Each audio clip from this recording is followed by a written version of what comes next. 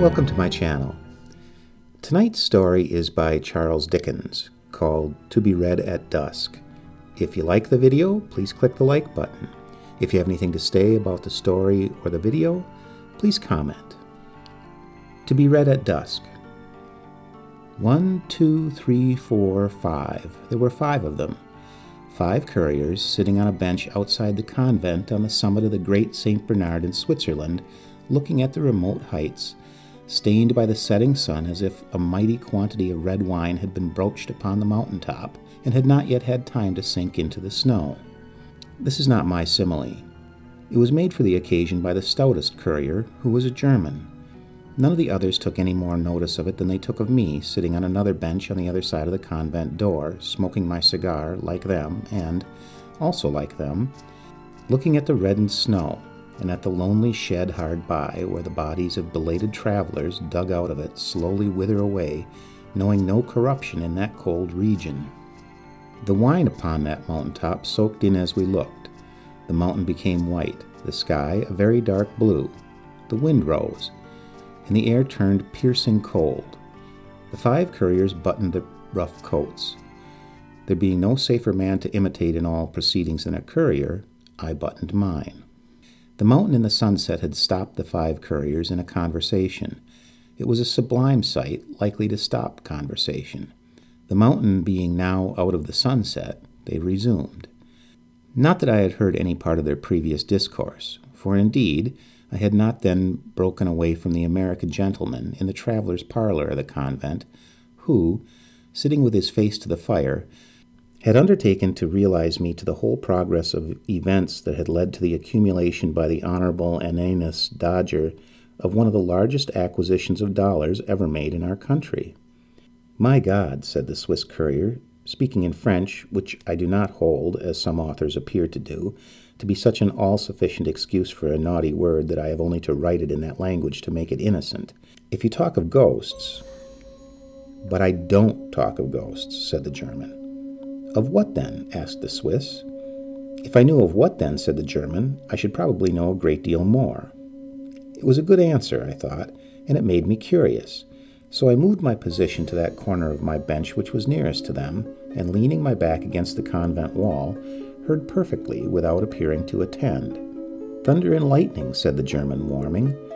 "When a certain man is coming out to see you, unexpectedly, and without his own knowledge sends some invisible messenger to put the idea of him into your head all day, what do you call that? When you walk along a crowded street at Frankfurt, Milan, London, Paris, and think that a passing stranger is like your friend Heinrich, and then that another passing stranger is like your friend Heinrich, and so begin to have a strange foreknowledge that presently you'll meet your friend Heinrich, which you do, though you believed him at Trieste, what do you call that?"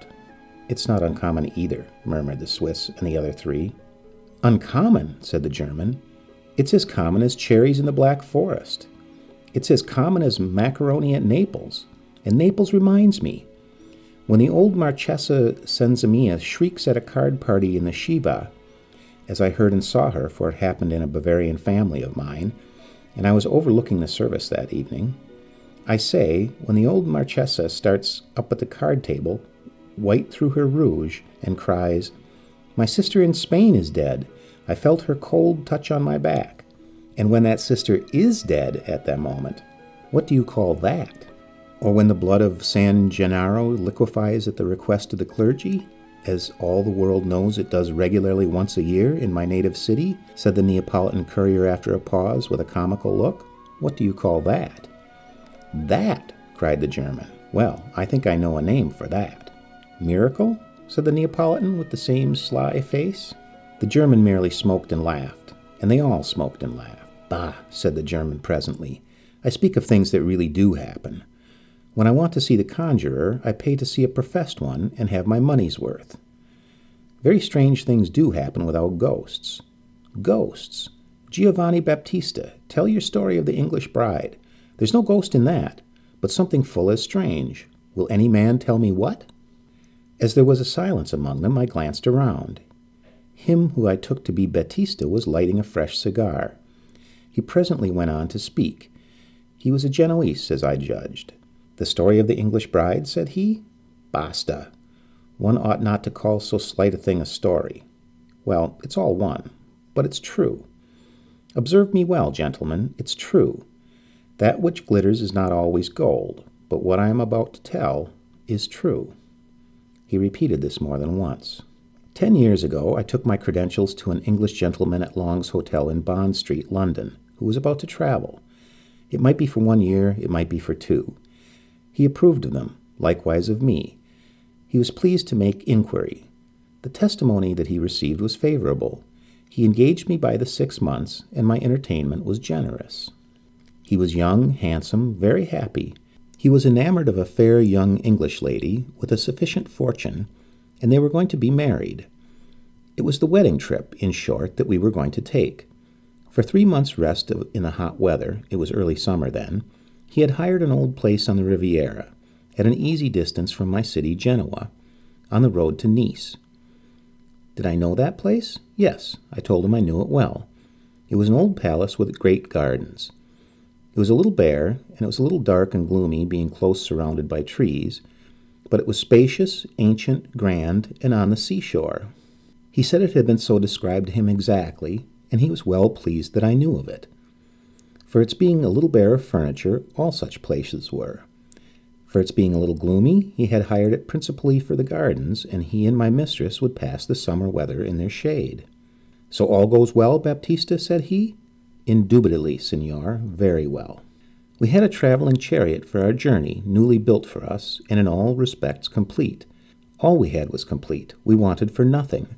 The marriage took place. They were happy. I was happy, seeing all so bright, and so well situated, going to my own city, teaching my language in the rumble to the maid, La Bella Carolina, whose heart was gay with laughter, who was young and rosy. The time flew, but I observed, listen to this, I pray, and here the courier dropped his voice. I observed my mistress sometimes brooding in a manner very strange, in a frightened manner, in an unhappy manner, with a cloudy, uncertain alarm upon her. I think that I began to notice this when I was walking up hills by the carriage side, and my master had gone on in front. At any rate, I remember that it impressed itself upon my mind one evening in the south of France, when she called to me to call master back, and when he came back and walked for a long while, talking encouragingly and affectionately to her, with his hand upon the open window and hers in it. Now and then he laughed in a merry way, as if he were bantering her out of something. By and by she laughed, and then all went well again. It was curious. I asked La Bella Carolina, the pretty little one, was mistress unwell? No. Out of spirits? No. Fearful of bad roads or brigands? No. And what made it more mysterious was the pretty little one would not look at me in giving an answer, but would look at the view. But one day she told me the secret. If you must know, said Carolina, I find, from what I have overheard, that the mistress is haunted. How haunted? By a dream. What dream? By a dream of a face. For 3 nights before her marriage, she saw a face in a dream, always the same face, and only one. A terrible face? No. The face of a dark, remarkable-looking man, in black, with black hair and a gray mustache. A handsome man, except for a reserved and secret air. Not a face she ever saw, or at all like a face she ever saw. Doing nothing in the dream but looking at her fixedly, out of the darkness. Does the dream come back? Never. The recollection of it is all her trouble. And why does it trouble her? Carolina shook her head. That's master's question, said La Bella. She doesn't know. She wonders why herself. But I heard her tell him, only last night, that if she was to find a picture of that face in our Italian house, which she is afraid she will, she did not know how she could ever bear it. Upon my word, I was fearful after this, said the Genoese carrier, of our coming to the old palazzo, lest some ill-starred picture should happen to be there. I knew that there were many there, and as we got nearer and nearer to the place, I wished the whole gallery in the crater of Vesuvius. To mend the matter, it was a stormy, dismal evening when we, at last, approached that part of the Riviera. It thundered, and the thunder of my city and its environs, rolling among the high hills, is very loud. The lizards ran in and out of the chinks in the broken stone wall of the garden as if they were frightened. The frogs bubbled and croaked their loudest. The sea wind moaned, and the wet trees dripped, and the lightning, body of San Lorenzo, how it lightened. We all know what an old palace in or near Genoa is, how time and the sea air have blotted it, how the drapery painted on the outer walls has peeled off in great flakes of plaster, how the lower windows are darkened with rusty bars of iron, how the courtyard is overgrown with grass, how the outer buildings are dilapidated, how the whole pile seems devoted to ruin. Our palazzo was one of the true kind. It had been shut up for months. Months? Years. It had an earthy smell, like a tomb. The scent of the orange trees on the broad back terrace, and of the lemons ripening on the wall, and of some shrubs that grew around a broken fountain, had got into the house somehow, and had never been able to get out again. There was, in every room, an aged smell, grown faint with confinement. It pined in all the cupboards and drawers. In the little rooms of communication between great rooms, it was stifling. If you turned a picture, to come back to pictures, there it still was, clinging to the wall behind the frame like a sort of bat. The lattice blinds were closed shut all over the house. There were 2 ugly, gray old women in the house to take care of it, one of them with a spindle, who stood winding and mumbling in the doorway and who would as soon have let in the devil as the air. Master, mistress, La Bella Carolina, and I went all through the palazzo.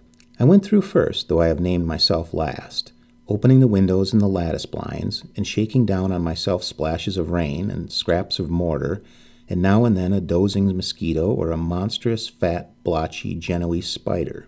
When I had let the evening light into a room, master, mistress, and La Bella Carolina entered.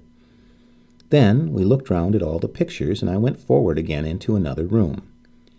Mistress secretly had a great fear of meeting with the likeness of that face. We all had. But there was no such thing. The Madonna and Bambino, San Francisco, San Sebastiano, Venus, Santa Catrina, angels, brigands, friars, temples at sunset, battles, white horses, forests, apostles, doges, all my old acquaintances many times repeated? Yes. Dark, handsome man in black, reserved and secret, with black hair and a gray mustache, looking fixedly at mistress out of darkness? No. At last we got through all the rooms and all the pictures, and came out into the gardens. They were pretty well kept, being rented by a gardener, and were large and shady. In one place there was a rustic theater open to the sky, the stage a green slope, the coulisses 3 entrances upon a side, sweet-smelling leafy screens. Mistress moved her bright eyes, even there, as if she looked to see the face come in upon the scene, but all was well. "Now, Clara," master said in a low voice, "you see that it is nothing? You are happy." Mistress was much encouraged. She soon accustomed herself to that grim palazzo, and would sing and play the harp and copy old pictures, and stroll with master under the green trees and vines all day. She was beautiful. He was happy. He would laugh and say to me, mounting his horse for his morning ride before the heat, "All goes well, Baptista." "Yes, senor, thank God, very well." We kept no company. I took La Bella to the Duomo and Ensenada and the cafe, to the opera, to the village festa, to the public garden, to the day theater, to the marionetti. The pretty little one was charmed with all she saw. She learnt Italian. Heavens, miraculously! Was mistress quite forgetful of that dream? I asked Carolina sometimes. Nearly, said La Bella. Almost. It was wearing out. One day master received a letter and called me. "Baptista, Signor, a gentleman who is presented to me will dine here today. He is called the Signor Dellombra. Let me dine like a prince." It was an odd name. I did not know that name. But there had been many noblemen and gentlemen pursued by Austria on political suspicions lately, and some names had been changed. Perhaps this was one. Altro. Dellombra was as good a name to me as any other. When Signor Dellombra came to dinner, said the Genoese carrier in a low voice, into which he had subsided once again, I showed him into the reception-room, the great sala of the old palazzo. Master received him with cordiality and presented him to mistress. As she rose, her face changed, she gave a cry, and fell upon the marble floor. Then I turned my head to the Signor Dellombra, and saw that he was dressed in black, and had a reserved and secret air, and was a dark, remarkable-looking man with black hair and a gray mustache. Master raised Mistress in his arms and carried her to her own room, where I sent La Bella Carolina straight. La Bella told me afterwards that Mistress was nearly terrified to death, and that she wandered in her mind about the dream all night. Master was vexed and anxious, almost angry, yet full of solicitude. The Signor Dellombra was a courtly gentleman, and spoke with great respect and sympathy of Mistress's being so ill. The African wind had been blowing for some days, they had told him at his hotel of the Maltese Cross, and he knew that it was often hurtful. He hoped the beautiful lady would recover soon. He begged permission to retire and to renew his visit when he should have the happiness of hearing that she was better. Master would not allow of this, and they dined alone. He withdrew early. Next day he called at the gate, on horseback, to inquire for Mistress. He did so 2 or 3 times in that week.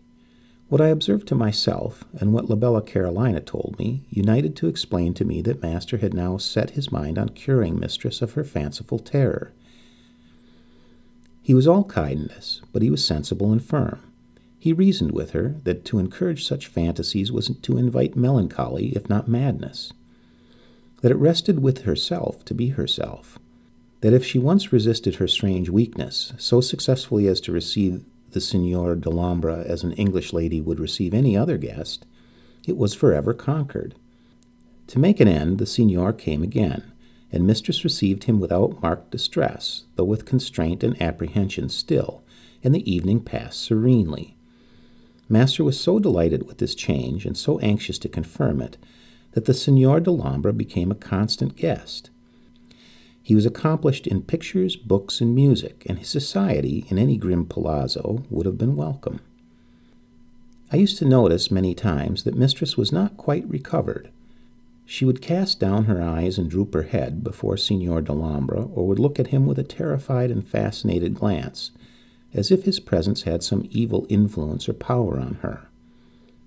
Turning from her to him, I used to see him in the shaded gardens or the half-lighted sala, looking, as I might say, fixedly on her out of the darkness.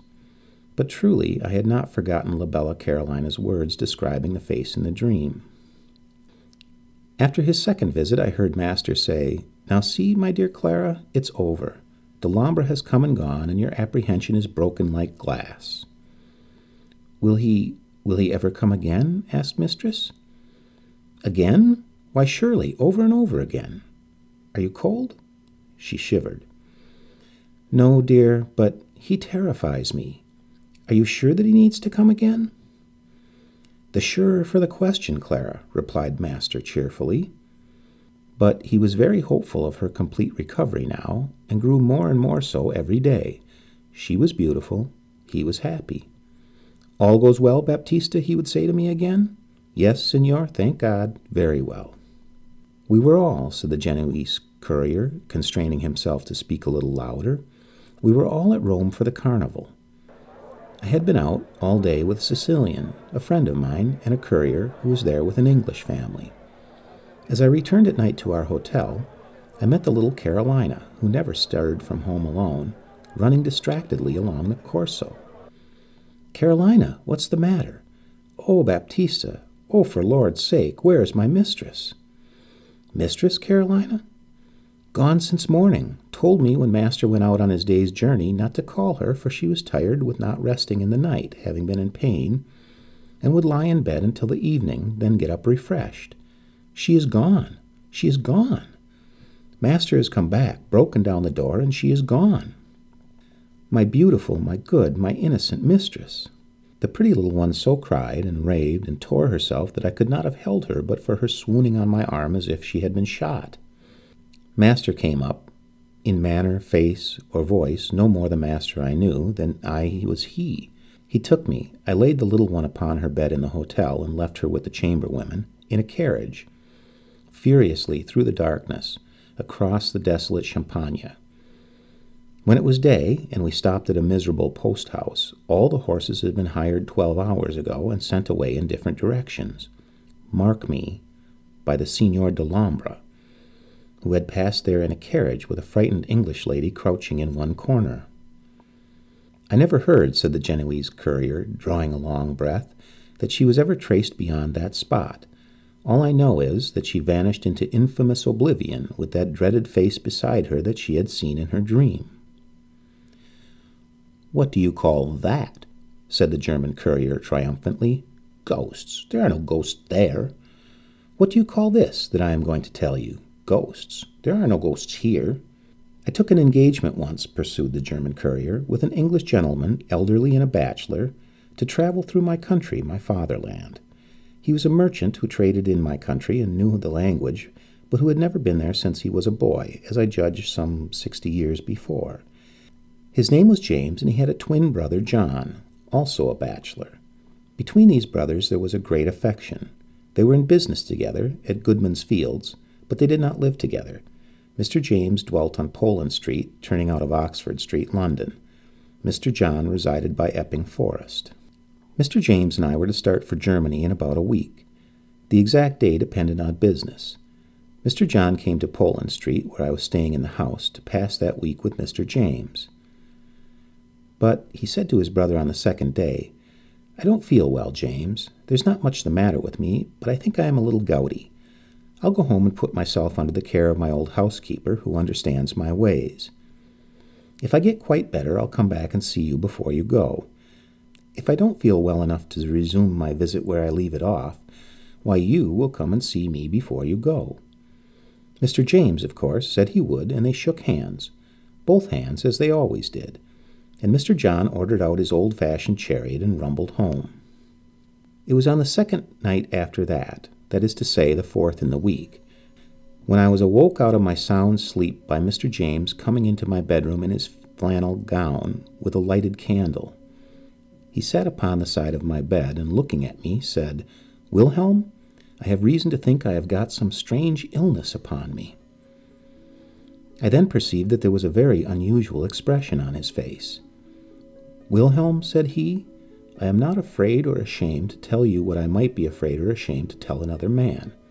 You come from a sensible country where mysterious things are inquired into and not settled, or to have been unweighable and unmeasurable, or in either case to have been completely disposed of for all time ever so many years ago. I have just now seen the phantom of my brother." "I confess," said the German courier, "that it gave me a little tingling of the blood to hear it." "I have just now seen," Mr. James repeated, looking full at me that I might see how collected he was, "the phantom of my brother John. I was sitting up in bed, unable to sleep, when it came into my room in a white dress, and regarding me earnestly, passed up to the end of the room, glanced at some papers on my writing desk, turned, and, still looking earnestly at me as it passed the bed, went out at the door. Now I am not in the least mad, nor am not in the least disposed to invest that phantom with any external existence out of myself. I think it is a warning to me that I am ill, and I think I had better be bled. I got out of bed directly," said the German courier, "and began to get on my clothes, begging him not to be alarmed, and telling him that I would go myself to the doctor. I was just ready, when we heard a loud knocking and ringing at the street door. My room being an attic at the back, and Mr. James being the second-floor room in the front, we went down to his room and put up the window to see what was the matter. "Is that Mr. James?" said a man below, falling back to the opposite side of the way to look up. "It is," said Mr. James, "and you are my brother's man, Robert." "Yes, sir. I am sorry to say, sir, that Mr. John is ill. He is very bad, sir. It is even feared that he may be lying at the point of death. He wants to see you, sir. I have a chaise here. Pray come to him. Pray lose no time." Mr. James and I looked at one another. "Wilhelm," said he, "this is strange. I wish you to come with me." I helped him to dress, partly there and partly in the chaise. No grass grew under the horse's iron shoes between Poland Street and the forest. "Now, mind," said the German courier, "I went with Mr. James to his brother's room, and I saw and heard myself what follows." His brother lay upon his bed at the upper end of a long bedchamber. His old housekeeper was there, and others were there. I think there were 3 others that were there, if not 4, and they had been with him since early in the afternoon. He was in white, like the figure, necessarily so because he had his night-dress on. He looked like the figure, necessarily so because he looked earnestly at his brother when he saw him come into the room. But When his brother reached the bedside, he slowly raised himself in bed, and looking full upon him, said these words, "James, you have seen me before, tonight, and you know it," and so died. I waited, when the German courier ceased, to hear something said of this strange story. The silence was unbroken. I looked round, and the 5 couriers were gone, so noiselessly that the ghostly mountain might have absorbed them into its eternal snows. By this time I was by no means in a mood to sit alone in that awful scene, with the chill air coming solemnly around me, or, if I may tell the truth, to sit alone anywhere. So I went back into the convent parlor, and, finding the American gentleman still disposed to relate the biography of the Honorable Ananus Dodger, heard it all out. The end.